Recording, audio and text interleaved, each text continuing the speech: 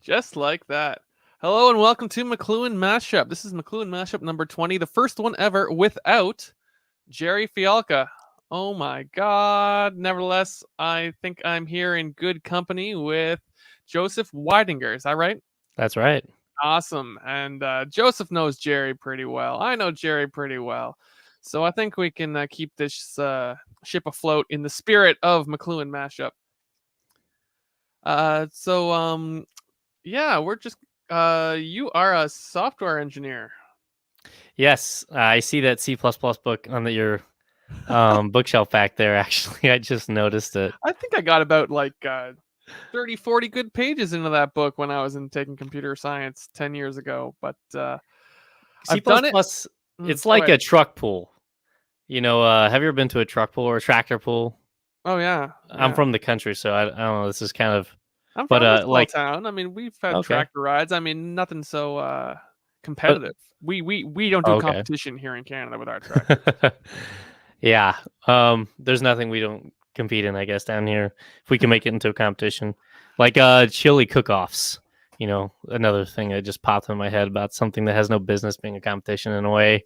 But yeah, our hometown has these tractor pulls and truck pulls, and you can never get to the end. It's not about getting to the end, how fast you can get to the end. It's just about how far you can make it before you eventually dig yourself into a rut and are not capable of going forward anymore. And for some reason, that analogy seems to fit with C++. Makes sense. Makes sense.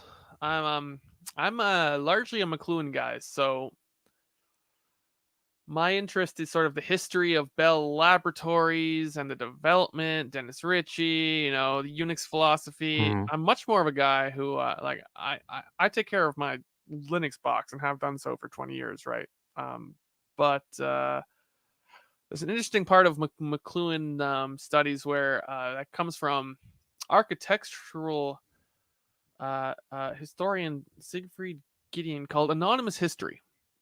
And the idea is you want to know the human history of all of your artifacts and of your buildings and of where you're from and your inventions and your mechanization, or else these machines are these dead, lifeless, abstract machines, right? But like to know a thing's origin in its human story of how it came about and who invented it and whatnot sort of gives it, how McLuhan says things are machines are an extension of your body, right? It sort of gives it this life in a not so, hopefully not so creepy David Cronenberg style, like impersonal sense, but more of a situating us into a more human world, if that makes sense. Maybe it makes it seem more like a transplant rather than just a pure robotic appendage, going with the Transplant. analogy. Yeah, there you go. It's like those heartwarming stories of organ donors who like live on, and they're yeah. Every time I'm obsessing about how much I love my MacBook, I try to pretend that Steve Jobs is back. It is an eternity of some eternity of instructions, just like making my life better there in this overpriced device. Ooh, I would never canonize Steve Jobs. The idea of him looking over me from beyond is oh no, he doesn't like me. That's okay. Hmm. Yeah. Well, actually, C++. The thing that I was immediately thinking of is that, GNU um, and Linux computers like that all just sings a lot more C than C++ per se, and Sure. it's interesting what like I don't know any C++ really, and I've done a little bit of work in C++, but I'm a web developer mostly, so Mm-hmm. and I don't really get down to C++ land, but I do some C every once in a while. The other week I coded this. It was just making a DNS call basically, but in just pure C. Using Mm-hmm. sockets and whatnot. Yeah. Very low level stuff, but yeah, I was like, in my head, I was like, yeah, I don't. There's no reason to go to C++ here, and I think Linus Torvalds would be proud of me if I didn't. No. Yeah. Exactly. Keep it simple. I mean, this is there would be a library for that regardless, I suppose, if at some For point. sure, for sure. Oh yeah, yeah. So It's so it's just not this like you're was coding, purely right? an exercise. Yeah.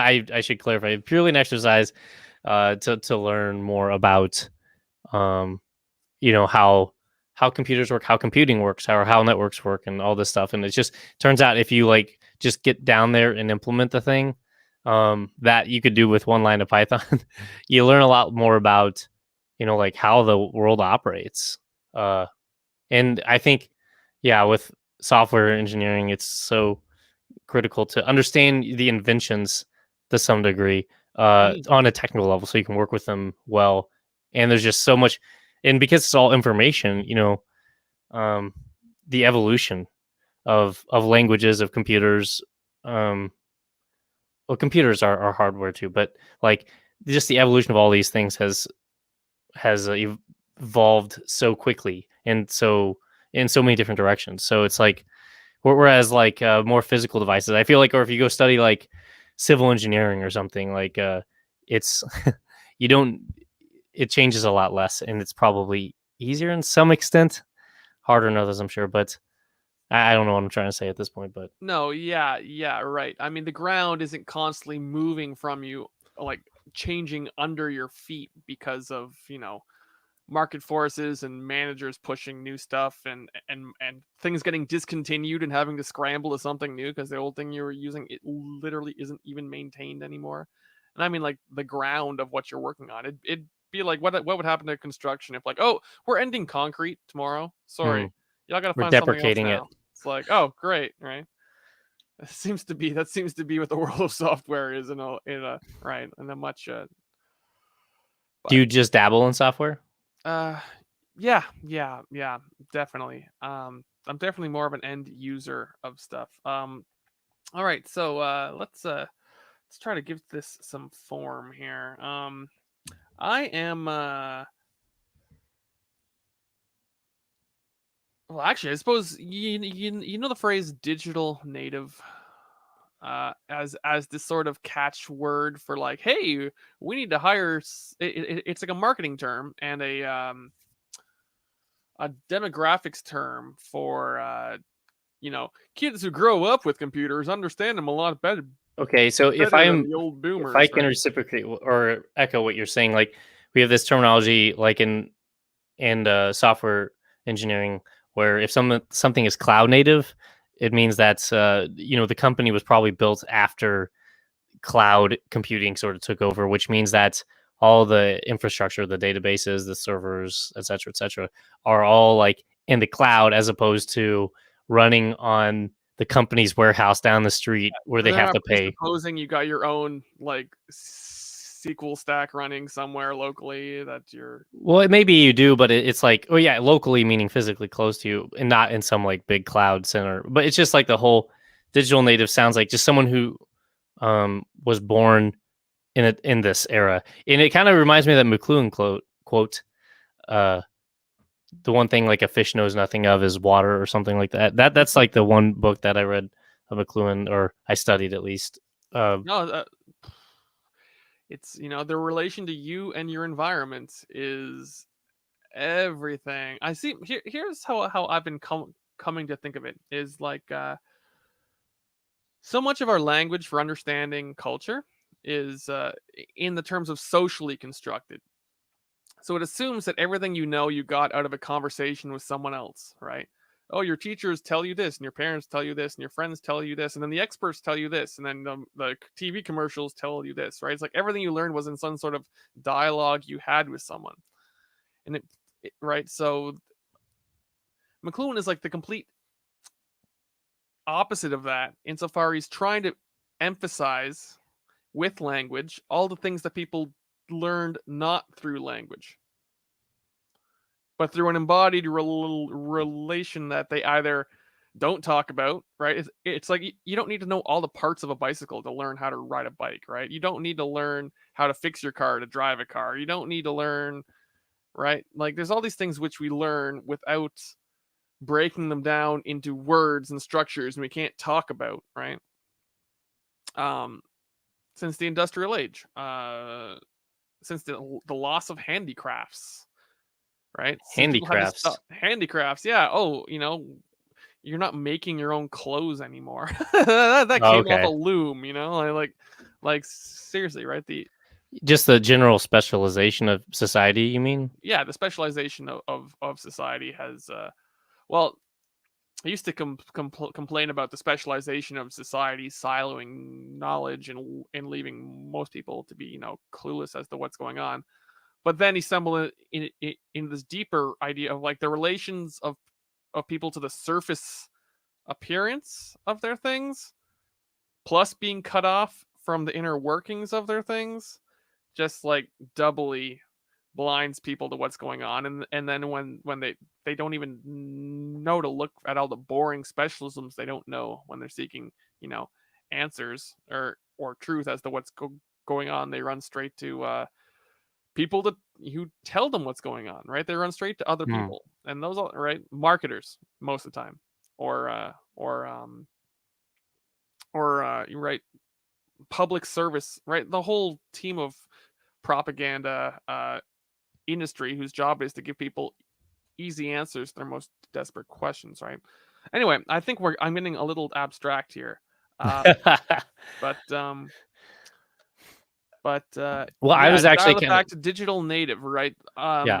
My primary concern is at least what I'm working on right now is looking at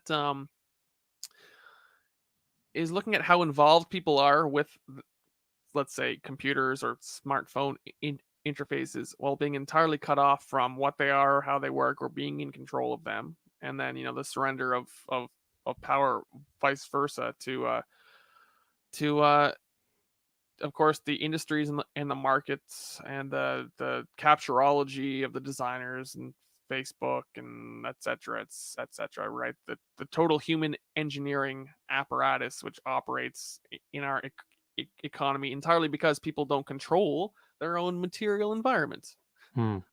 So So I see what you're saying is there's just kind of with specialization and just general trends and technology and whatever. It's like people are surrendering control over their environment. They're just like paying a fee to be in this amusement park where they just ride rides and but yeah, they don't even know that there's a world outside of the amusement park anymore. That's how far it's gone, sort of maybe. sure. I think you're hinting at Baudrillard there. I'm not sure if it's explicit or not or intended. So in Jean Baudrillard, Simulation and Simulacra, he has a little bit where he says, the existence of Disneyland as this fantasy dreamland that you go to like where like dreams come true and everything is unreal and like cartoon characters walk, is to convince you that when you leave Dreamland and go back to the parking lot, you're entering back into something called the real world.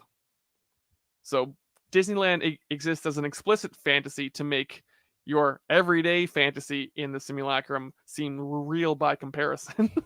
Oh, you mean it exists for it to be real, or for it to draw you into further um special experiences, or Yeah, to get you to come to Disneyland more? Or what's the end? What's the y- point?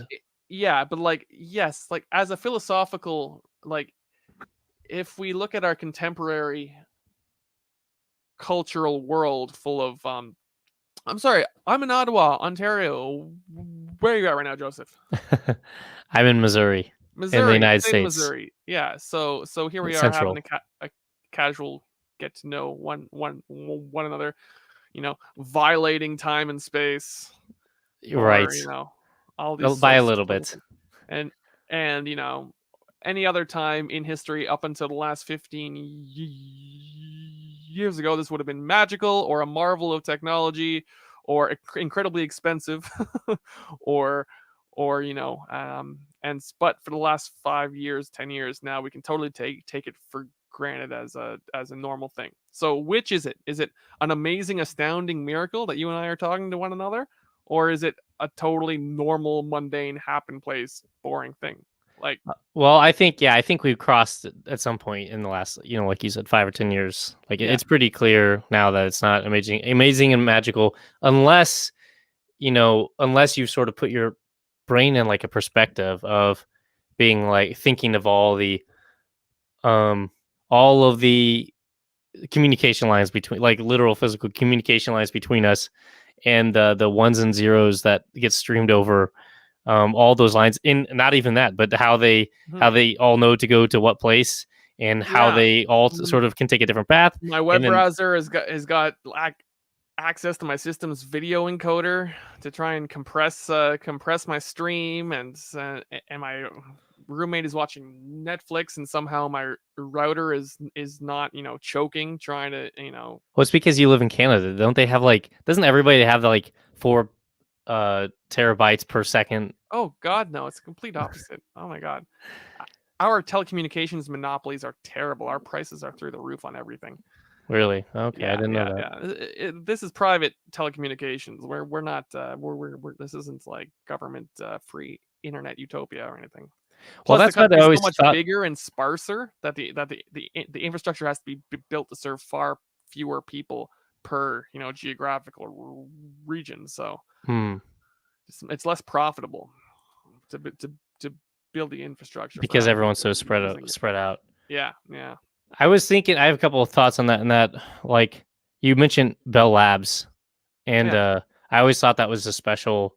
Or the more I learned about Bell Labs here and there throughout my journey or history of being a programmer now, or as my profession, it seems like, what a magical like time and place. And it's all because like AT&T had this monopoly on telecom in the United States, Hmm. and they had free money basically. And now I think, this is just my opinion perspective, I think Google's kind of like that now with search, that it just had they got so much money coming in, they can afford to, just hire a bunch of brilliant people to just kind of dick around and like make cool stuff all Yeah, day, yeah. for lack of better words. And granted, like a lot of those people do important things, or they invent the next internet, or they invent Google products. But a lot of people, they're just kind of like, inventing new languages and or stuff like that. Like Dennis Ritchie and C, like it, they come out of like more of a less of a direct business need, and more from just a hey, I had this idea and I thought it'd be neat, and I talked to a couple of my other Harvard, you know, Hmm.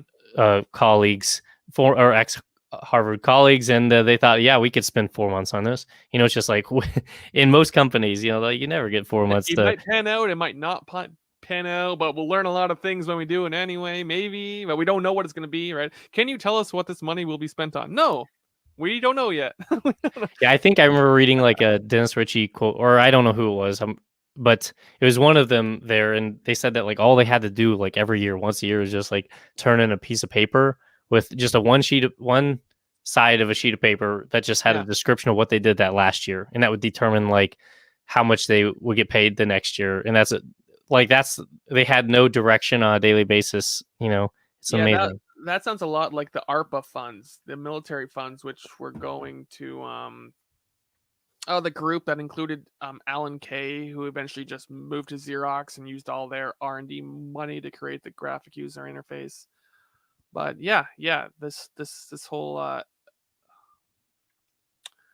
I think that's what yeah, that was probably for government funding in the late 60s, right up until it's like, anti-military legislation that says you just can't blow money on whatever the hell you want Hmm. unaccountably. If you're going to shell out, like millions of dollars for these high-tech programs, then, we, the government, demand, you tell us what you're going to spend the money on first, right? And that completely killed the creativity of the project, right? So all these people quit and went to private R&D companies at places like Xerox and Bell and all this sort of stuff. But yeah, Google's an excellent example of, I don't know, I guess you could call them incubators for ideas in the abstract. Yeah. Although I'm wondering if that age is what it used to be. There's a great book called Siberia by Douglas Rushkoff. It's like it's about like early '90s, late '80s, early '90s nerd culture and hacker culture, and it talks a lot how there was kind of like this boom in the '80s for like all these companies, tech companies, with like people who wear three-piece suits in the office and have buzz cuts and are totally professional, realized that they had to scramble and get themselves a bunch of LSD using hippies.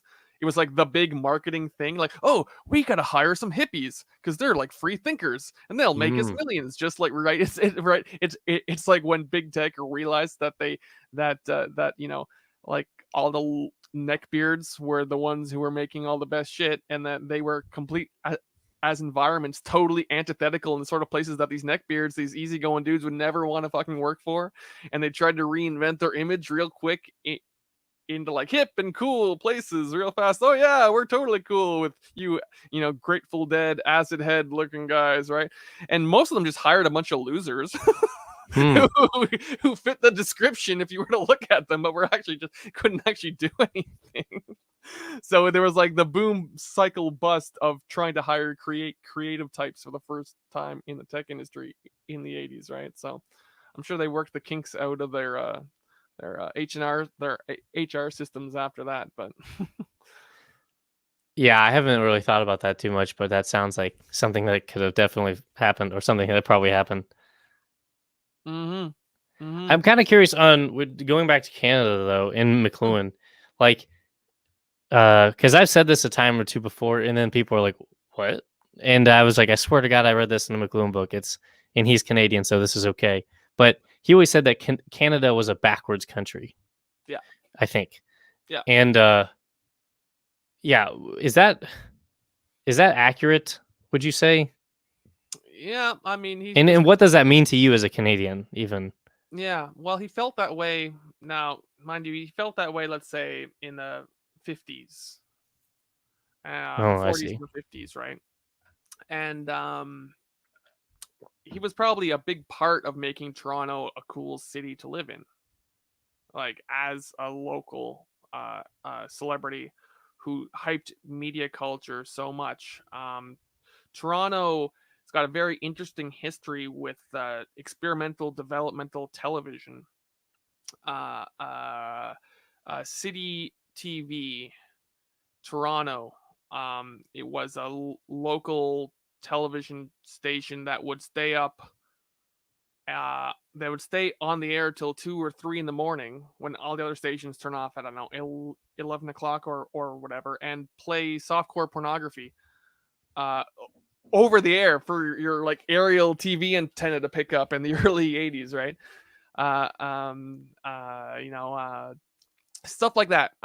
There was lots of interesting media culture projects springing up, but the origin of his view of Canada as a backward country would he would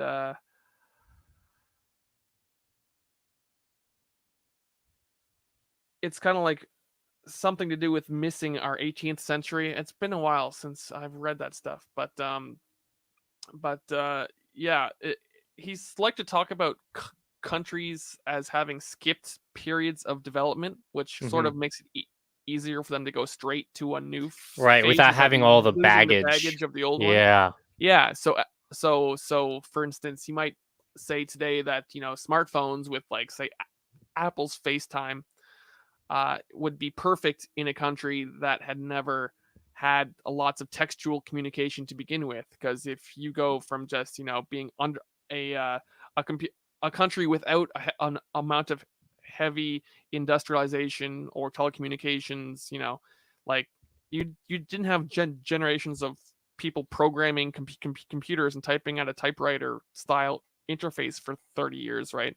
There's no desktop computers in lots of countries, which are now full of people yakking into smartphones. Hmm. And a computer has never been for them a textual medium whatsoever, right?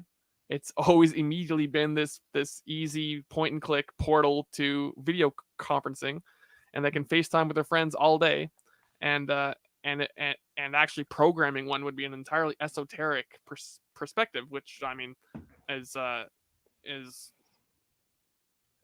is a disadvantage from where I'm coming from, but is as a matter of just suitability. I'm not accustomed to video chats so much, right? Right. I'm a forum user, Yes, me too. or like an an MSN Messenger ICQ IRC sort of communicator if I'm online first or foremost, right? Yeah, I get you. So it probably was more of a bit of historical usage when he first Yeah, started using it, because yeah. I like mean, nowadays for the last 50 years it's like everybody's pretty much has the same baggage, from 30 years, from 40 years ago, for 20 years ago. But like yeah, yeah, going back a longer period, there was probably some centuries skipped. Or I always find myself like McLuhan, I can remember just a few things over the years that I just always like, yes, this seems to make perfect sense to me. And of course McLuhan just the way he articulated things was so concise and beautiful in that sense, hmm that it was just easy to remember and it made sense. But like when you tell that without all the other context around the words in a book, for example, by McLuhan, to someone else, then if it doesn't immediately make sense to them, if they ask you questions and you find yourself, I don't even know why. I would say True. Canada's a backward country. I just thought it sounded cute or whatever. Um, Yeah. Yeah, I actually there's another thing of McLuhan that I always have like really difficulty. It makes perfect sense in my mind, but I have a lot of difficulty in convincing someone else to my point of view with it. And then that's just that the basic, what I see as a fact, that everything just is derived from some invention, or it's the consequence of some invention. The social unrests hmm or whatever. It all, you could all trace it back to it's not necessarily people, it's not necessarily policy, it's just an invention. It's like hmm this problem and this whole class of problems exists because Facebook was invented, or I mean Right. a social network was invented. If a Sure. social network powerful enough to that it captures that large of a base of users, or that this uh statistical model or neural network model exists, that has been optimized for this. Just the sheer Yeah. existence of that thing Mhm. basically seems to perfectly explain to me why this thing exists. But like everyone, that's kind of a people don't like. They either don't like to hear that, or I'm just not that good at sort of drawing the missing lines between it, or something else. I don't know. Oh my goodness. Yeah. Well, that's it. Because when you draw lines, you're always transversing boundaries between these specialisms, right? It's so. For instance, lots of people, I want to speak carefully, right? Because I don't want to misrepresent specialisms, which I'm not, qualified to opine on casually or something like this. But lots of people, let's say, will go and will have a psychological diagnosis of something. Like I've got friends, I'll say it, who have ADHD, for instance, as an example, and I'll be like, yeah, that's because you you've been trained your entire life in a literal Skinner box on your computer. That's that sort of shaped your attention faculties for an environment that you're not in most of the time when you're not staring at your screen, right? So I'll say that the contemporary computer interfaces, and especially the ones online, which are all gamified to hell, right, have probably messed with your sense of attention. And I mean, no, that's not right. What I'm doing is I'm entering into a specialism, a world of discussion, which is entirely closed within psychology in the abstract and in its methods for discovering the origins of things. Well, they don't discover the origins of things. The nature of the diagnostic um, um, tools are to come up with a diagnosis are to see if there's symptoms, and if there's enough of them we can diagnose you with this, and then these are the treatments for that. And the getting down to the why is not a part of the day-to-day practice of clinicians who are applying this tool in their field when people come to them as experts to find out why they are restless or whatever else, you right. And so uh, you can my Facebook feed is full of friends and family who are all seeking to understand themselves and explain. Listen, you got to be patient with me because I have ADHD, and here's what goes on, and this is what it means, and it means my mind is racing when I do this, or right, and it's like, yeah, and I'm sitting there and I'm going like, all those things are related to your relation to your material environment and to your media usage and to right, like, and answers come in the form of like, well, maybe if you learn to meditate, or I've got a friend studying stoicism, and it's like, yeah, that could help, but again, if you're not going to pay attention to what I'm presuming as a non-expert, right? You don't have to take my word for it, but what I'm presuming is the root cause is we filled our our entire like world full of slot machines, and we turned everything into a slot machine. Now you're wondering why you treat everything in the world like it's a slot machine, and you're like, you can't pay attention if it's not blinking in your face to keep you paying attention to it. If it hasn't created a little amygdala loop for you to like be psyched up, then you can't pay attention to it. It's like, it makes common sense to me, but you can't tread into these territories and start telling people Yeah. in your own language what they've already done a lot of work coming to understand themselves in and come to grips with in the terms of the language which society has given them, which Mm. which is the language of contemporary psychology and psychiatry, right? Yeah, I think. Well, another possible reason for it is because, like, I see, like, media theory and all of this McLuhan stuff. Like, it's theoretical or it's analytical, Mm-hmm. and versus like, eh, not not so much. I don't want to say this because it sounds bad, but practical. Like, I don't. Mm-hmm. I mean it, but I don't mean it because I think Mm-hmm. it's totally worth it, but Well, it's not.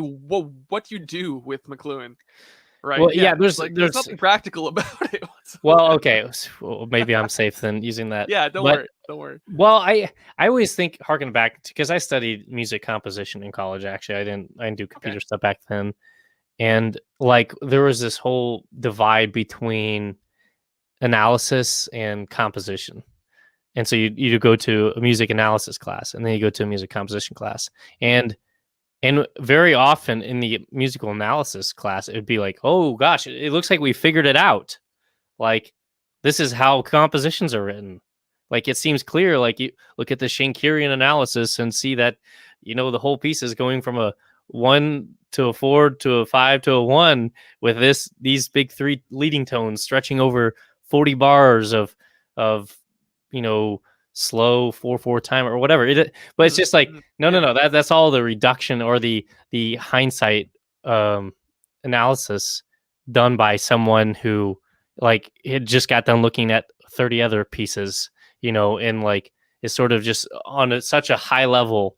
It's of no, like, that information wouldn't be practical use to the composer that wrote it because they're probably not even thinking or they're not aware of those things at Mm-hmm. all, like on any level. And I'm always like, oh, I was always somewhat interested in music analysis, so it was, and I studied music composition. So in my head, I was always like, how can I make analysis like make composition? And honestly, with all the advancements in machine learning and whatnot, and a lot of cool models coming out now that can sort of create music, it's almost in a way coming true, because in the process of making these models, you have to like sort of theorize about the structure of something can exist and how they come into existence so that a computer can automate, because on Mm-hmm. some level, in of course it's through vast amounts of training and whatnot, and I'm really just skimming over the whole thing. But the long and short of it is that maybe um like McLuhan is great for for you and me and other people to like make perfect sense of like why things are the way they are. But like, as far as that person who can't who needs this extra attention or whatever, or things to be explained a different way or something or whatever, Mm-hmm. like, aside from like, oh, rewind all the training and cut Yeah. out the thing that made it this way, and then Yeah. push play from that point and get back to where you're like, it's just Sure. impossible. So they Sure. have to figure out, and maybe psychology is just more, or meditate or something is just a more Yeah. practical way to remediate or to alleviate uh, the symptoms of the invention, the Sure, effects of the sure. invention. Well, yeah, that's a great point. I'd like to get into more of what you're up to with mixing music and computer programming and whatnot. That's looks like a really interesting. Uh, but just your point.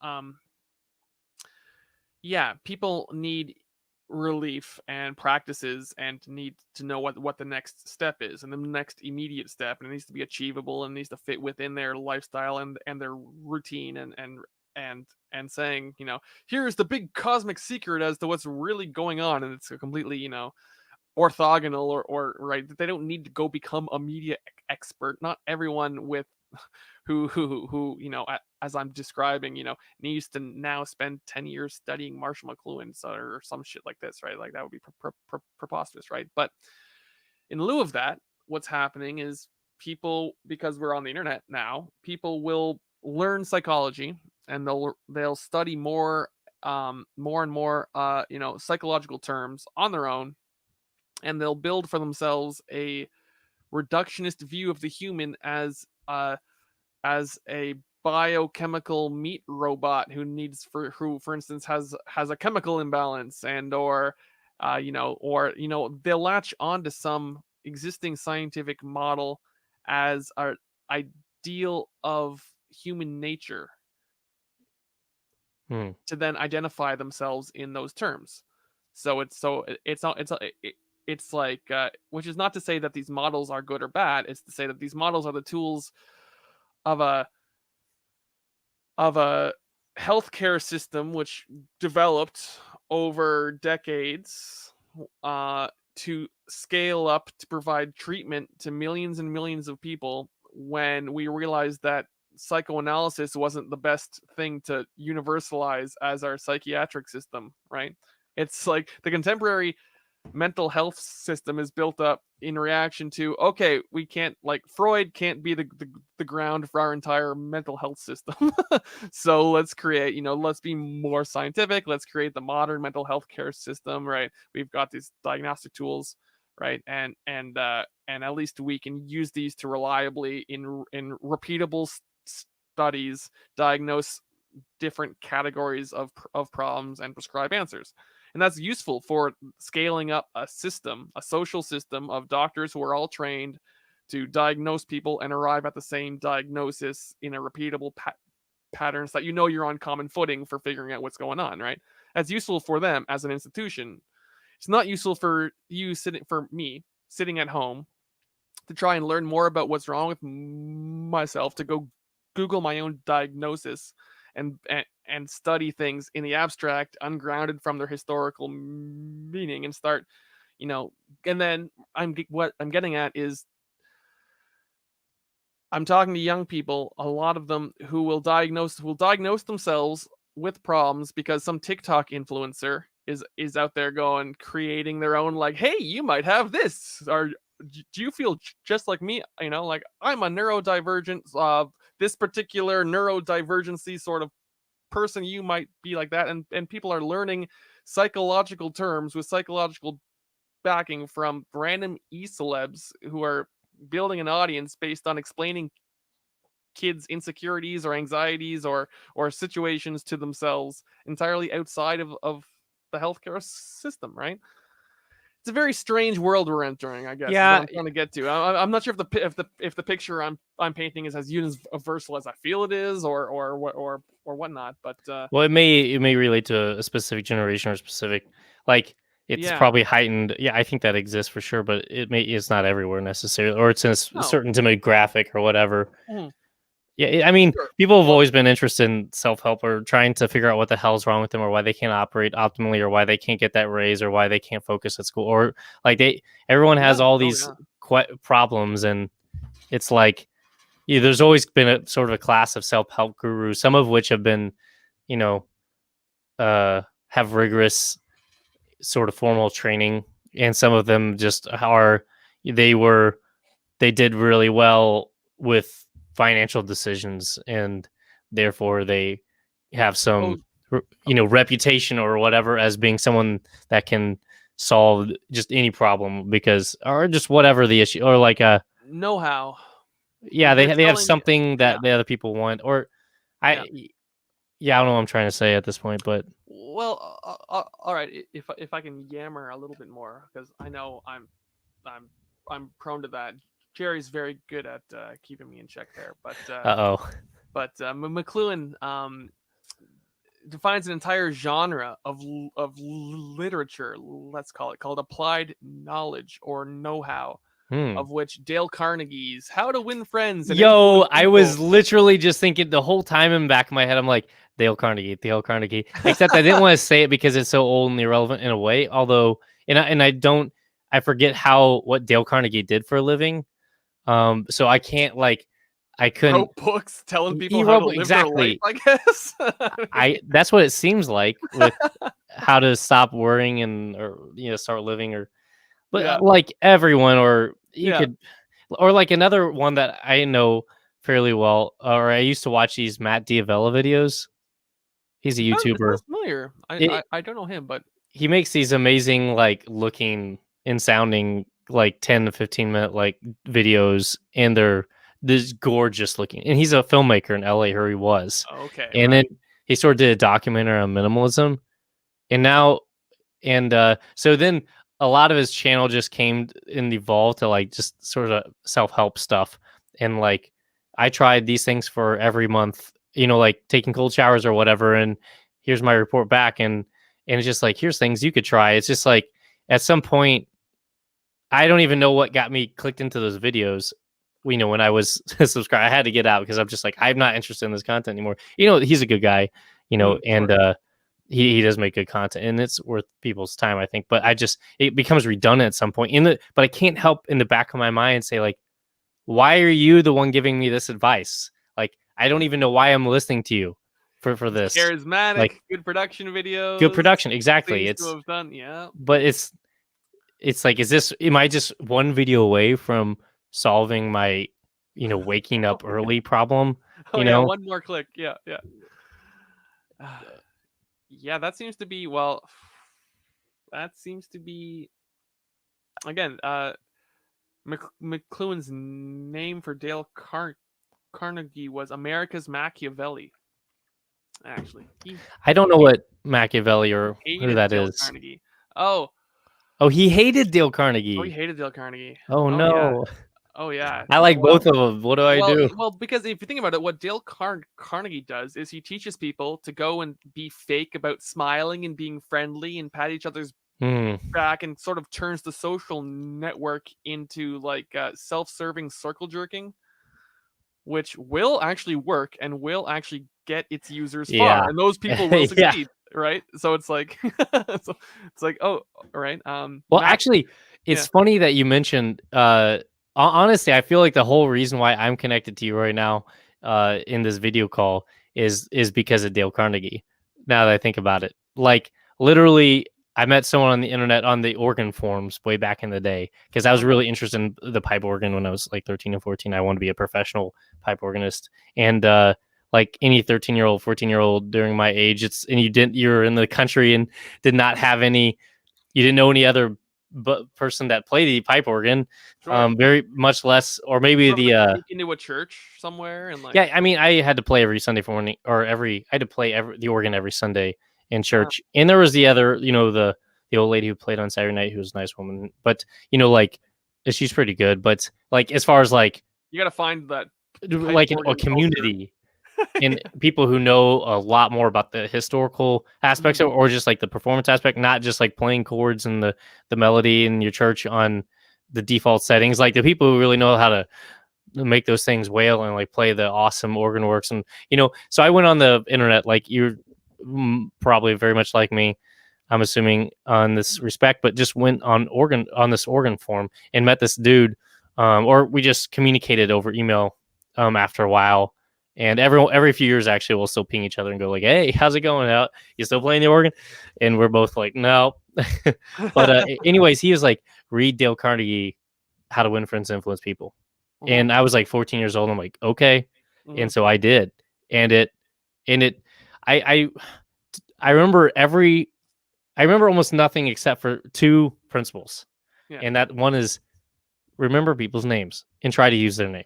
That's Mhm. simple. And the other one is oh yeah, get the other person talking, which you might see how relates to Jerry, because I became sort of that person. Like I'd always ask people questions, not too extreme, but I was just a little bit inquisitive, and asking people questions was kind of like my thing. Mhm. Although it has evolved a lot more in the last like 5 or 10 years, as opposed to that first like 5 or 10 years. It was kind of something that always like people. I was a teller at a bank for some brief moments in high school, and the only reason why I was able to do this is because it's a small town.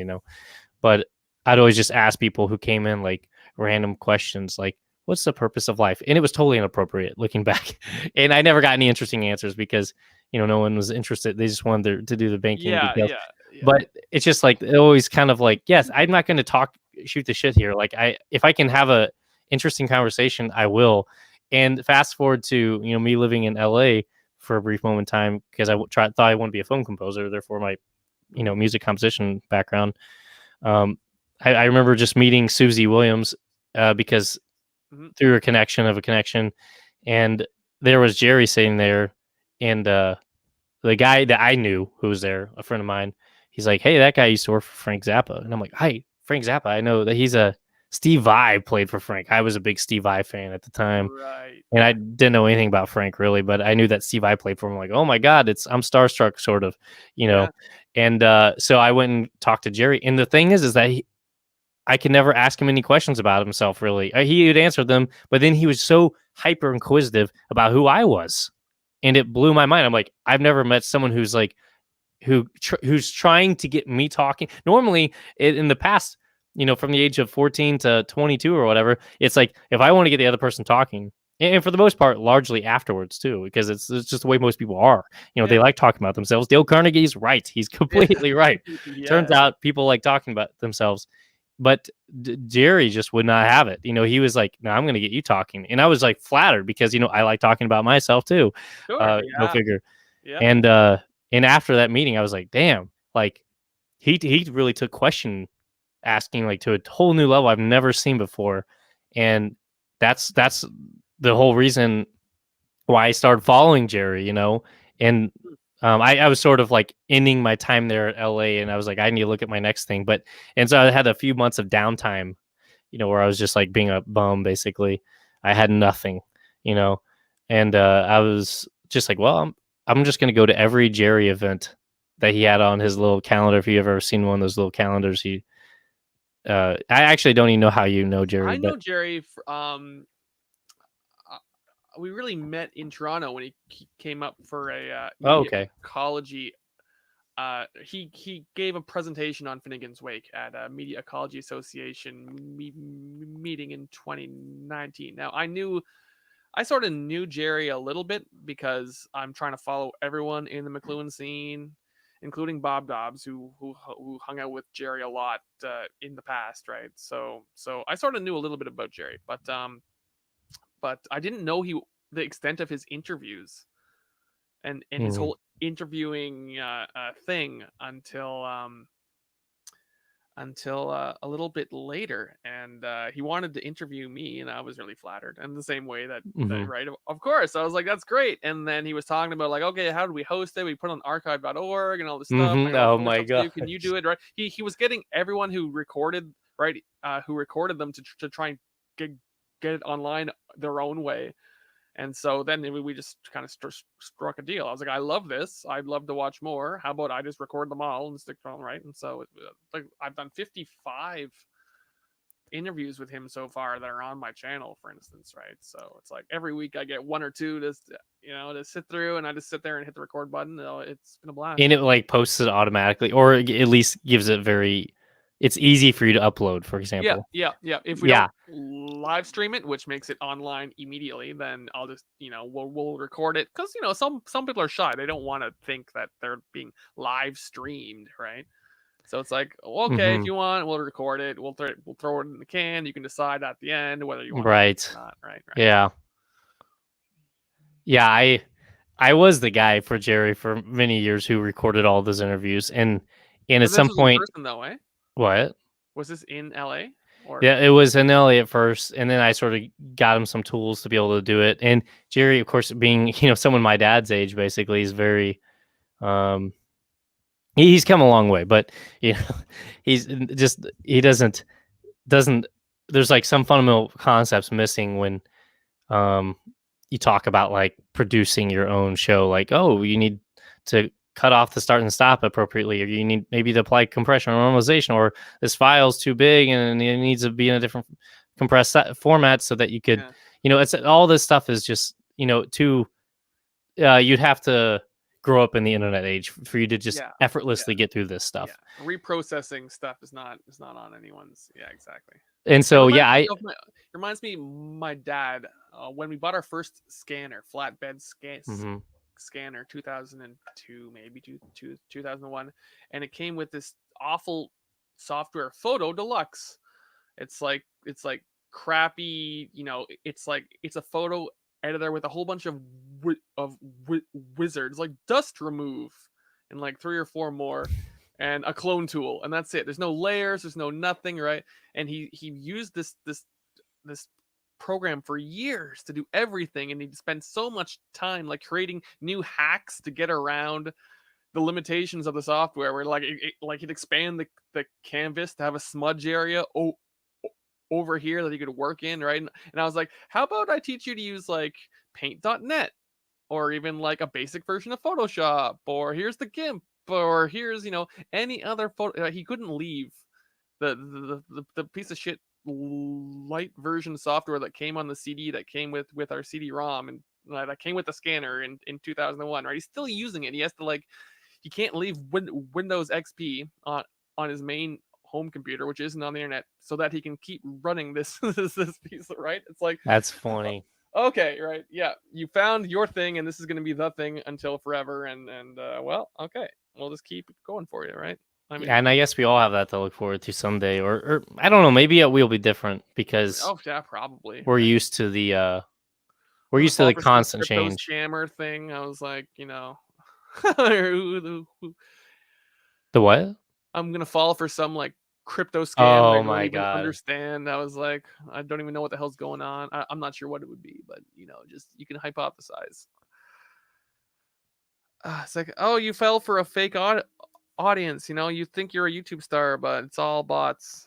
And Dude, I think yeah, a you were friend of alone mine the who entire time. You were on fake Reddit for the last 6 years, and you were talking to recordings of old conversations that don't happen anymore. And you that's actually funny. haven't been in contact with a single living soul for the entire. So I think honestly, I wouldn't be surprised if that's somewhat the direction the future goes to. Because um I was listening to Lex Friedman, Lex Friedman, the YouTuber. Remind me, I've He's heard he's a he's a YouTuber. He dresses in a tux. He interviews mostly tech people, and he's interviewed Elon a time or two, and a bunch of other people mm, that are just really important in tech business. So, but and you probably undoubtedly seen one of his interviews. He's like Joe Rogan, but in the sense that he just has on interesting guests of very diverse sort of topics. But okay. at the same time, he's much more academic than Joe. Oh, he's actually an MIT guy. Okay, right. Yeah, he's very very rigorous background academic. So Hmm. he's like the real deal. I mean, Joe, I like some Joe Rogan every once in a while, but I don't want to trash him. Like, but Lex is, But anyways, he- they were saying something about going back to our actually topics on inventions in psychology and therapy. Um, he had someone recently on there who's one of the guys from OpenAI, which OpenAI is, it's like a Musk is in the company, Hmm. um, and I think they actually created GPT-3. If you're familiar with GPT-3, Yeah, yeah, and it is like the source code is available for anyone who right? You has just need to hardware spend like right? $10 million to Yeah, train yeah, it, I yeah. I think. know. Does it run on TensorFlow or something? You go buy a whole bunch of I think it probably does, yeah, but it's not. I mean, anyone can run TensorFlow, a model on TensorFlow, but it's just the scale of it is so big that it requires so much infrastructure to even run or execute. I mean, so yeah, the model is free, but of course, that's only half the like the model is just like the structure, or it gets kind of ambiguous in talks, but Right. You like need to train it with a data that's set. right. You need the actual weights, and so like the particular weights that they use, I'm sure is not free. Yeah. But even if it were free, it'd be very difficult for anyone, even a single person, without a very nice cloud bill and a very good at DevOps team to host that model. So it's Mhm. just that were useful. But anyways, he was having one of these people from OpenAI. I can't pronounce the name because it's very like Eastern European looking, or maybe it's Polish or something. I don't know, but very smart guy. And they're just talking about therapy and how like, oh, like AI. Imagine an AI therapist where they've been able to read like every therapy log ever and sort of bring that power to to humanity and whatnot. And oh man, I wanted to relate this back somehow, but I can't remember how I was going to do that. But Well, I was talking about people growing up on the internet inside of a fake okay, yes, Reddit okay, for yeah. 5 or 6 years or something like So this, right? Talking I about then okay, this got me thinking to like it's just an old idea, as far back as the Matrix and what not the movie, at least being popularized by people by such that we know it. Obviously, it goes probably a lot farther back than that, but mm, like I just keep thinking about this inevitable, like AI takeover, or as human beings, like all we've ever done since the beginning of humanity is invented things to replace us, essentially, or to replace manual tasks, yep. of some form or another. And it's just like eventually we're going to replace therapists. Eventually we're going to replace programmers, you know, drivers, or literally everything. And I'm like, what will humans do? I just keep thinking about that. What we're going to do. And I was musing about the other day, and going back to this like fake fans and whatnot, like I think in the future, like everyone's just gonna be their own like rock star, their own private universe, and or it's gonna be like RuneScape, which I used to play the shit out of some RuneScape, so I often like think in terms of RuneScape, but like you're The just medium is the message. exactly that's exactly what Jerry had us look before this, um, but like it just makes sense to me, like a world where you have the second life, and you can kind of like start over, and like you can interact with other people, but at some level, when you're like, if you were in the RuneScape world and you're interacting with other humans, like it'd be a lot harder to tell if those people on RuneScape were actually humans or not, compared to real life. Obviously, if you met a robot in real life that was completely, driven by artificial intelligence, like Mhm. you'd we got a ways before you would even be able to tell you wouldn't be able to distinguish. But like in RuneScape, where people, for example, interact through text, and they have Yeah. movements that are just clicking here and clicking there, like it's a lot less. It's a lot easier to pass off as a non human player. So like I keep thinking like, oh well, if everyone were in their own RuneScape world, like everyone would be their own like sort of little famous RuneScape player too. Like you could populate these worlds such that everyone's just kind of like living in their own universe where they're like the most important person or something. And that might be kind of interesting. Like I'm not trying to judge Interesting. whether it's good or bad, but it's just like that's technically possible on Yeah. to some extent, I It. think. Oh well, hell. It's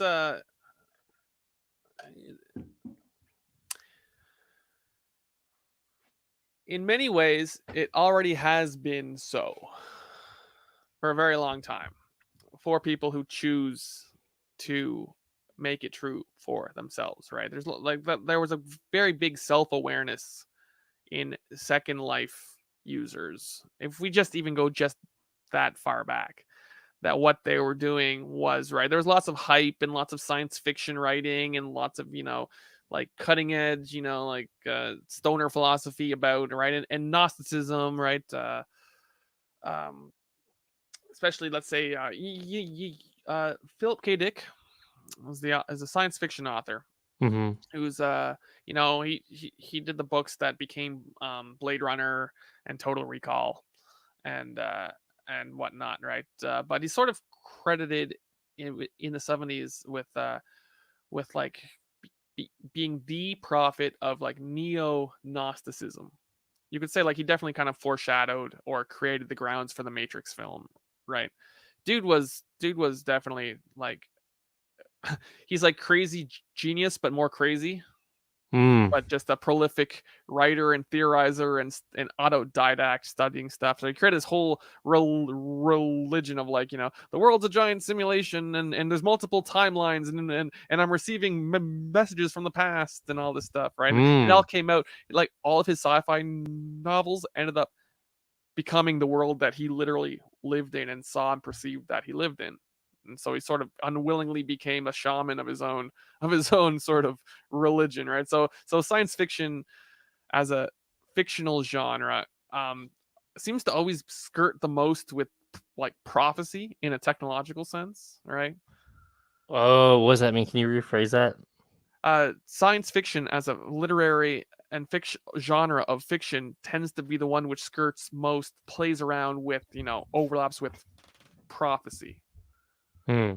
Because it At least eh, of a pagan sort of prophecy. Yeah, yeah. because I mean, is it just because of the nature of fiction? Like fiction is largely something that isn't real, and Mhm. so something that isn't real has the potential of becoming real. And Well, like, for yeah, example, a nonfiction, it's already real. So the argument of whether it can become real is already it's irrelevant or it's moot point. Like whereas like nonfiction or sorry, fiction has the capability of becoming nonfiction. So it's like in yeah, it's by nature like prophesizing maybe or some uh yeah. often its It nature often is. is. Yeah. Well, science fiction as a genre is usually about the future to begin with. So Right. it takes place in the future to begin with, right? And then also it's built on all these axioms like Arthur C. Clarke saying like the difference between sufficiently advanced technology or sorry there you know the, what the stupid law In the future, any sufficiently yeah, advanced advanced technology is technology is indistinguishable from indistinguishable magic. from magic. I think, Yeah, or something like that. yeah, and this is right. So the way I look at it is that what happens with science fiction is it takes common figures, which are the humans and the characters and the situations of life that are true everywhere, right? You have to grow from a child to an adult, right? You would be scared if this situation was happening, right? Sometimes empires fall and a new one arises. It takes these stories, and stories are about figures like humans interacting, right? And it transplants them into fictional grounds where, hey, there's this crazy technology. Hey, there's this crazy world. It creates new worlds for the same old human stories to play out in. So there's always like a science fiction adaptation of some old story, but now it's like, oh, it's Robinson Crusoe in space, Right. right? Or kind of like how the Matrix is like, it's like, It's like a there's samurai Jesus movie. Christ or whatever. He's the one, Yeah, or yeah, that's going to sacrifice himself. I mean, it's just like yeah. But the too over the setting top, is, yeah, but the setting is completely different. the Right. setting's different, right? And so that's sort of what that's lines up with my McLuhan studies in the sense that when Marshall McLuhan wants you to look at your environment, he wants you to know the setting that your human story is taking place in. Because it's a Right. very particular historical setting that's not the same as the one 20 years ago and will be obsolete 20 years from now. Right. Right. And everything you think you know about your reality and your life and who you are and what causes people to do that, behave, that whole ground could change right out from underneath of you, right? And then right, so like in the same way that science fiction is about trying to predict the next world that humans are going to live in, you have to at least be in touch with what world you're living in right now Hmm. first, right? Like how about you just live where you are first and master that, and then you can start speculating and trying to use fantasy to enter an unreal world. But if you grow up always trying to live in, right, he made this example of how there's so many Western TV shows on television in the 60s that he was watching, like Gunsmoke or something like this, right? Like all these righties, and he'd say like Americans today live in the Wild West. They live in the past, Right. right? Yeah. It's Okay. I like they're like, remember those. damn, I wish I had horses and there was shootouts out on the street, right? And I could go to the saloon, right? And it's like, yeah, but if you don't, like are you living in the present, or have you always been sort of projecting some commercially made fiction onto the world you live in today? Like if you maybe you're not even in touch in an embodied sense with your present. Right. So the whole point, the whole thing of McLuhan is that people do not really consider often their environment around them, or it's Right. just hard. And it going back to the fish and water sort of thing, like it's not. You Yeah. would think it's easy, but it's not. Maybe it is easy in a certain sense, but it's not obvious because it takes Yeah. some like digging or some thinking, directed thinking, in order to like see around you like what the actual reality is. Yeah, That yeah, and I mean, it's easy to buy a new smartphone every 3 years because your old one got slow, right? It's hard to root your Android phone and keep it up to date and stop it from being hacked and keep the same cell phone for 12 years. You can do it. Very few people bother. They'll just drop a couple $100 every couple years to get a new one, right? so Like you're saying like giving into the marketing will make commercialism it. aspect of this. Yeah, commercialism is the one of the biggest aspects of it, right? I guess McLuhan did work for in advertising a lot, Yeah, didn't he? yeah, I mean, all he this just stuff. probably did these things to pay bills for his like 9 million children, didn't he have like Yeah, some? he had a whole bunch of fucking kids. Yeah, exactly. Oh, sure, he'd go and he'd give talks and all this stuff, but that was after he wrote books that which were scored like he hated advertisers, right? That's the thing about McLuhan. It's kind of a walking conundrum, and it's because he created this public persona that was like, I don't judge anything. Yeah, this is fine. When really, when he went home or like when he was talking to his friends, he was like his private opinion was firewalled away. When in his earlier stuff, he's like, advertisers are a whole bunch of social engineers turning everyone into robots who are consumed and or like for instance um okay, let's get into music uh because the trends that McLuhan saw in his time, he particularly hated the Nielsen ratings because that just optimized TV shows towards what got the highest ratings and created like the lowest common denominator culture that would please everyone. And he hated film test screening audiences that would sit there with a dial and like be like, I'm bored, and then the editor would cut that part of the film out, or it's like, oh, I like this part, and films became like pure sensation all the time. They optimized towards the amygdala, right? In the same way that pop music is written in a specific way precisely to keep you going, and then there's a little bit of extra part at the second verse, and then it builds up, and then they go up a key for the finale, right? Media becomes optimized towards being these little like neurotransmitter roller coaster rides of a very Hmm. specific sort, which it all optimizes and converges towards that, right? Like every ABBA song, I love it, but you start to realize the pop music composition, especially, they sort of converge towards a very particular um, style, right? Uh, Nowadays, apparently, as I understand it, AIs are responsible for evaluating what songs get selected by music labels, not actual humans anymore at this point in the industry. Yeah, I've heard that before too, and I know Yeah, that technology definitely exists on some level. It may just mean, but I think there are some actual cases. I remember reading an article years ago. I mean, this has been that's been a thing for I think a oh while, and sure, I really don't know a lot about this, but I do remember reading an article of just like songs that were rejected by the AI but ended up being majorly successful. I think it may, if nothing, it's just a tool.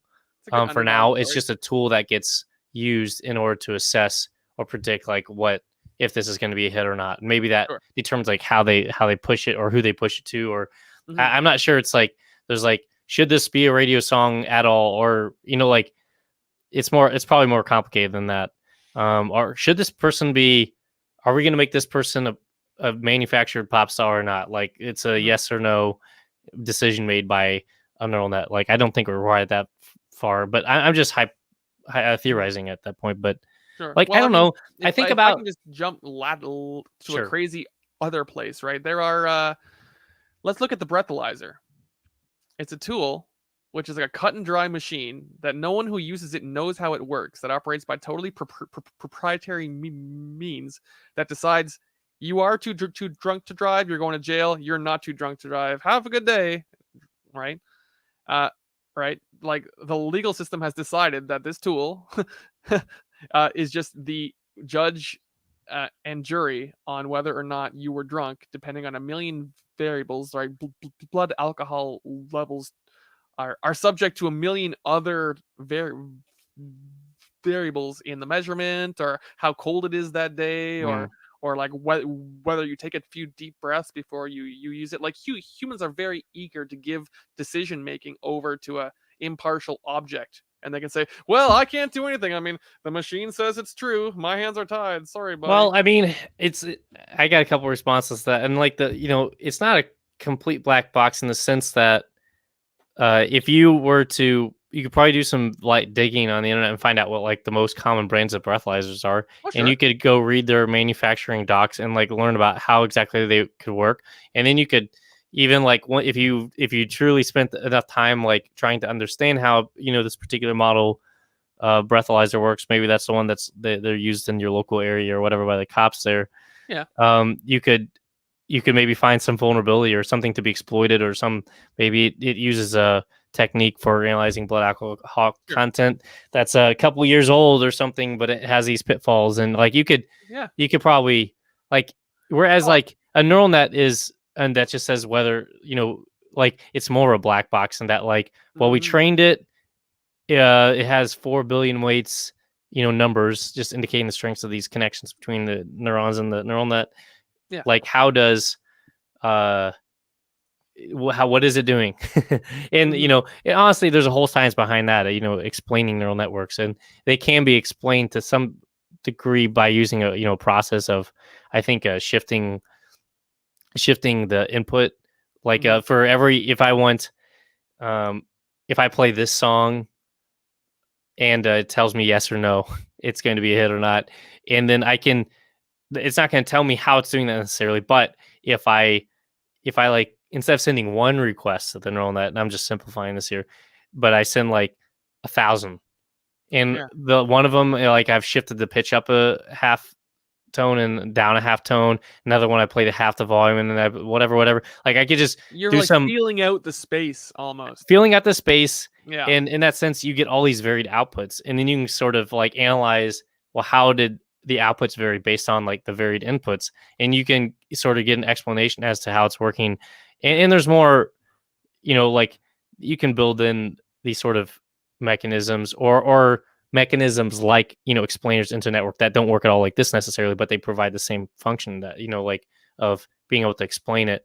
A friend of mine just started working at a company, or he's going to start working at a company where they're trying to take on Google, Yeah. and it's like a search company, and it's basically built on the premise that it's going to use these older sort of algorithms to, like, expert system algorithms, which I'm not going to go into a lot of detail because I'm not really my domain here, but it's a very old mechanism for, like, if this, then do that. If it's over 50, then do this. If it's under 50 but over 40, then it's this type of flower or whatever. Like, there's all these expert rule based systems of, classification or categorization, or Yeah. These are like just they're like the handicraft compared to the automation. maybe. But and that's what, we could have done, like, if we wanted to build to go with the very simple classifier of, like, uh the hello world of machine learning, which is that, like, is this flower a type, this certain type? I can't remember the exact type of flower, but they use in all these examples. But it's like, if the petals are this width, um but the stem is that length, or something like that, something to that effect, then it has to be this flower. It's most likely that flower, and Mhm. it's just classifying it. And classification is obviously just one domain. If you're building a search engine that's competing with Google, obviously you want it has to be able to do a shit ton more than that Yeah. to Yeah. put it. But, like, you can imagine a sort of expert uh expert system that someone went in there and hard coded, like, here's how you determine if it's this type of flower or the other type of flower, if the petal width is blah blah blah blah, and they program all those details. Well, that's a certain structure and architecture of code, of flow. But it turns out that this company is using neural nets to train expert-based systems instead of what is normally like a end-to-end sort of black box. Or that's not completely true, but I'm kind of out of my domain here. But Okay, right. like, But okay, so you're saying that the formal system has the parameters set as what the parameters will be, but then the neural net is the one tweaking the variables or the ranges for the parameters. yeah, so you could think of it that way. I mean, that's, Right. Something but like that. it's more, yeah, I'm not doing a good job of Because it's explaining like that, when but an AI tries to break something into like n dimensions of you never know. There's no human term for what is decided to break the problem up into, right?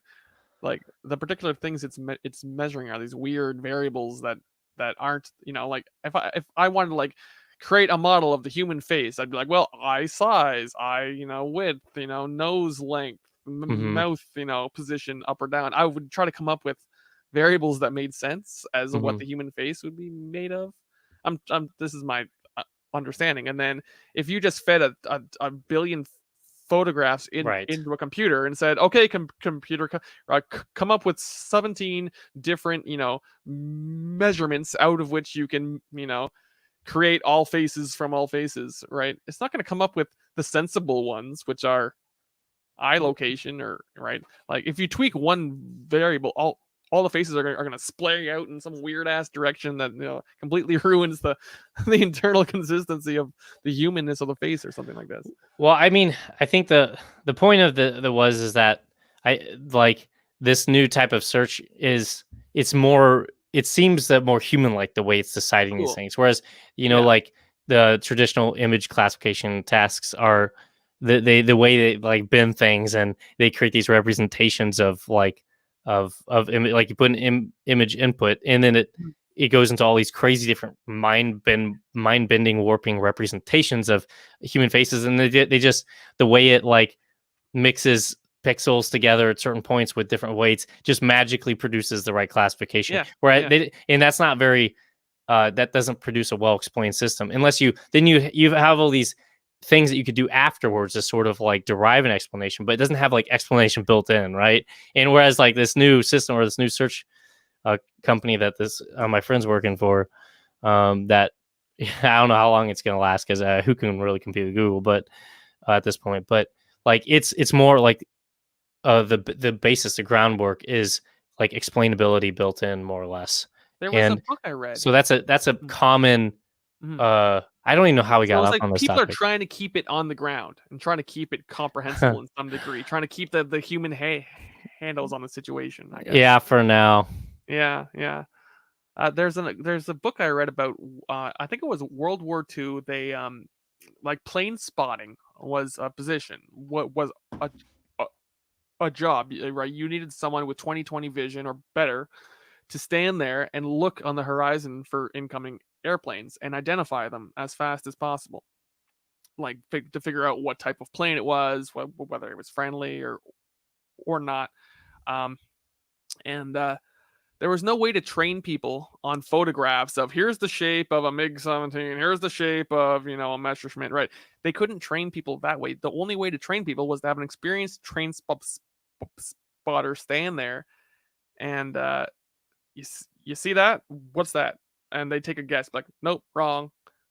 And they would just like train them to sort of intuitively feel out what it was without even being able to perceive the shape yet, based on just these intuitive, because it's like a tiny speck and you can't even see the shape of the plane yet. But a good train spotter or spotter eventually, could identify planes reliably just based on like these like unexplainable qualities about the experience of seeing them so far away. You And mean because they just were fed training data they were fed into their training data, eyes with the their correct eyes. labels of what they actually were over and Yeah, over and over until they just, yeah. their brains are wired to It be was like a like, cognitive, intuitive thing. They were which training is their exactly how intuition. They were training neural their nets work, intuition to figure it out. Yeah. or classical neural network. networks, I should say. Yeah, because eventually the planes would get close enough and you'd see what it was, Oh, okay, I see. right? But then if you keep doing that for a long time, you can spot them earlier and earlier and earlier, and then you can stand there and train other people based on confirming or denying, right? And like playing the what plane is that game with them for a few months, right? Yeah, and you could but also Norbert Wiener wrote a You're a book. reader, aren't you? Oh God, yeah, heck, I am. But it's funny because there's a precedent for your black box story about throwing multiple, right? You mess up the song and you throw it in and you feel out the contours of the black box to try and figure out its Hmm. criteria for how it's selecting a song or not, right? They were doing that with non-linear signals in the 60s. They were creating tests to test, right? They would create a box that you would send an electrical signal into it and it would come out the other end some scrambled signal, and then they'd give it to someone else and that person would have to reverse and engineer what it was doing without doing it, right? And it would just be like, like some electrical circuit that would just scramble up the signal somehow more so than just change the amplitude or something like this, right? It was a non-linear Hmm. transformation on Yeah. a signal, right? And then Right. they got to create a test to try and reverse engineer the black box, right? It's like a puzzle or a tool, but back and forth where people would create a crazy set of signals to send into these boxes and then reverse engineer what was inside of it based on the result that came out for each one, right? So the theories on that were highly developed already by electrical engineering in the 70s insofar as actual physical electronic circuits. Oh, even the algorithms, I think. I was reading something relatively recently how all this stuff had been invented a while ago. And at first they thought that their algorithms weren't sufficient because they weren't getting, amazing results. And so they kept tweaking their algorithms for like this sort of learning um, to do these nonlinear transformations in effect. Because Mhm. if you want to summarize it that broadly, and it turns out, nope, the original algorithms are correct, but they just didn't have the data size, or they didn't have the massive quantities of data that we have today, and they didn't Mhm. have the sort of compute and the ease of compute. Like today, it's like GPT-3 was trained on like the entire internet.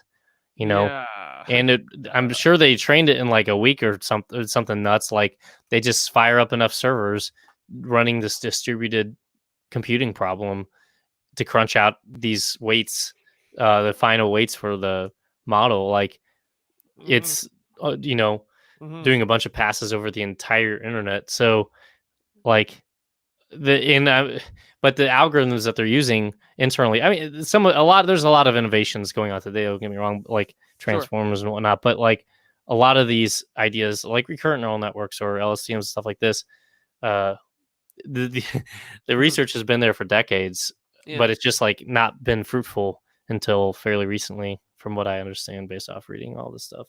Yeah. Yeah. All right. Let's see. Oh, geez, we've been at this for about an hour Yep. and a half Yeah. there. That's pretty good. Damn. That's interesting. Uh I'll throw out one final thought there. I guess because science fiction and the idea of the setting where the story takes place, right? Yeah. I feel like what we've been talking about the last little while, we're describing cyberspace, right? This abstract world of models and computer models and data, which are vast and amazing and huge and exist as pure abstractions of our idea of trying to figure out what's going on inside these little physical boxes, right? And all these little physical boxes are is just like a bunch of silicone wired up to flicker very fast and have logic kind of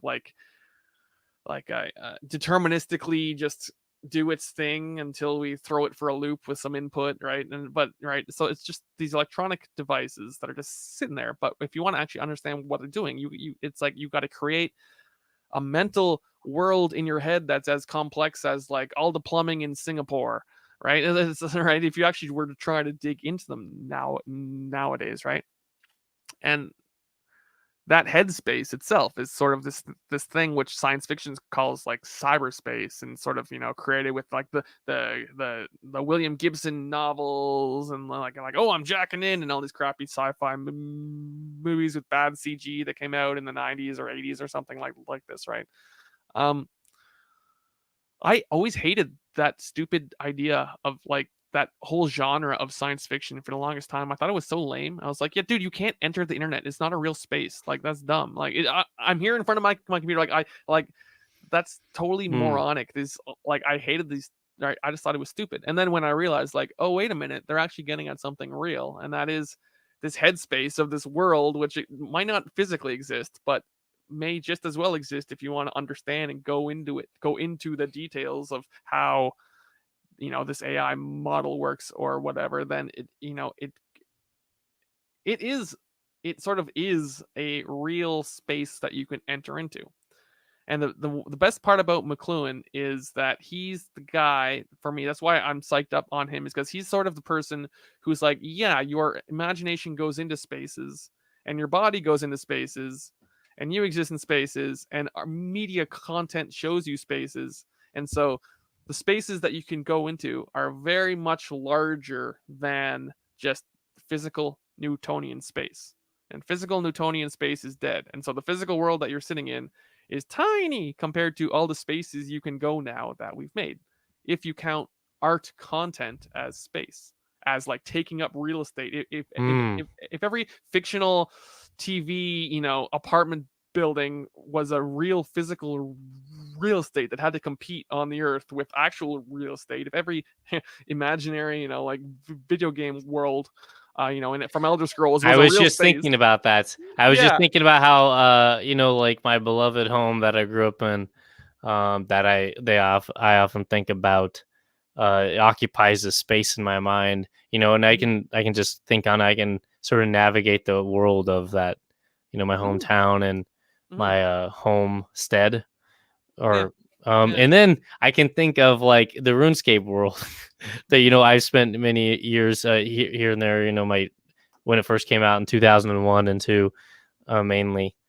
Um, and I can think back to those days in the spaces in that digital world, in that virtual world, like they occupy the same sort of spaces. Really, it's just like they're just Mhm. all neurons in the electrical engineer in energy in my brain, Yeah. all Yeah. the same, all the Right. same. Yeah. That's it.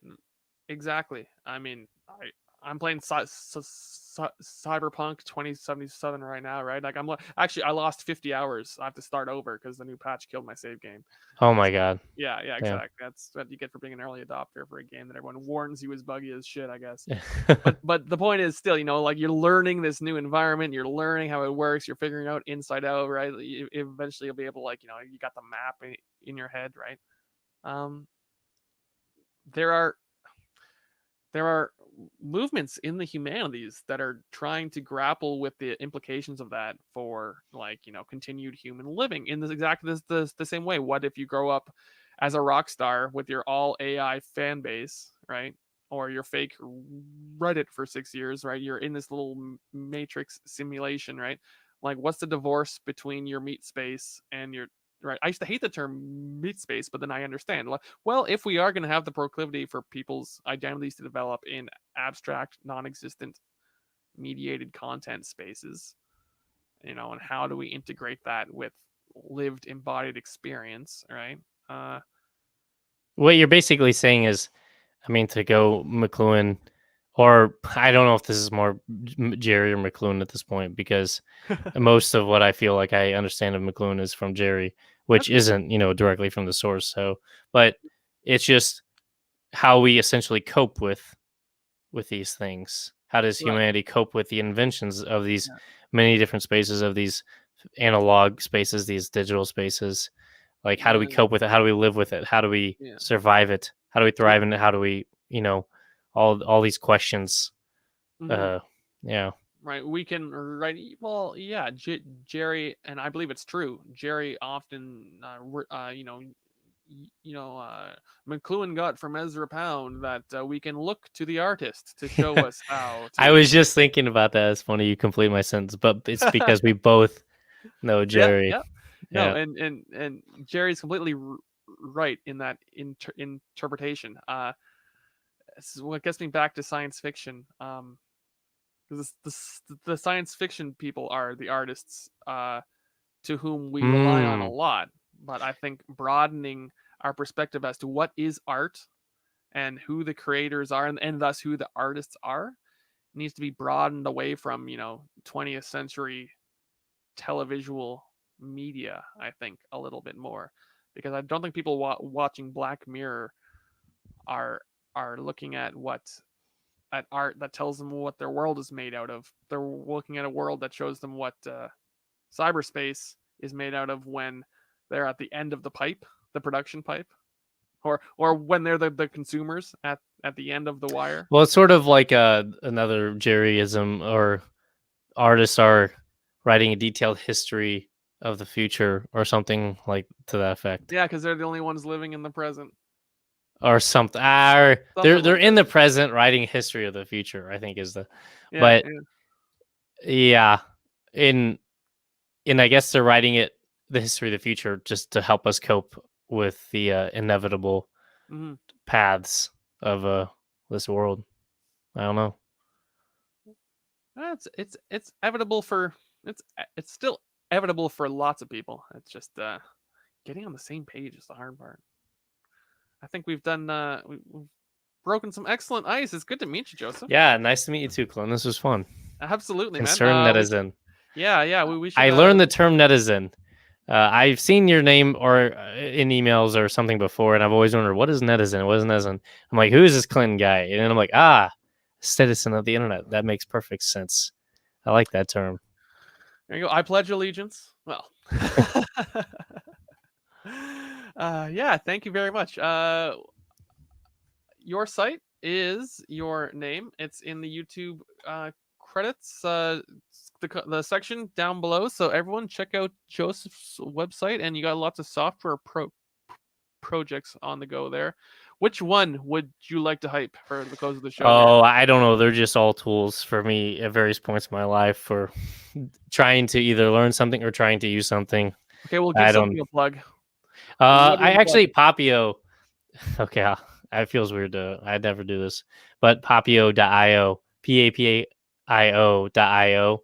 Honestly, if I do anything with any of those silly little projects, I think one day I'll continue working on that thing, in which it's just conversations transcribed. I think that's like the tagline, or talking transcribed. It's just people I've interviewed, and just random people very often, or random people in my life, I should say.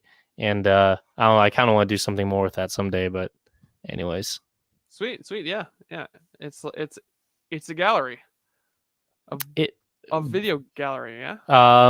it's a, if you click on any of them, it'll bring you to like a big, huge wad of text and an audio player. Like it's just an interview, like a 2 hour, 1 to 2 hour long interview of somebody, and it's all transcribed there, and you can kind of like click on any word, and it'll sort of take you exactly where it's supposed to be. And the Brilliant. transcriptions are really rough because it's all hand rolled sort of systems. I use Amazon Web Services transcribe to do this pipeline of, Sweet. and it's some, yeah. Anyways, but I the vision of there is so that conversation is completely archived eventually, and it's searchable on Google. I even had someone take it.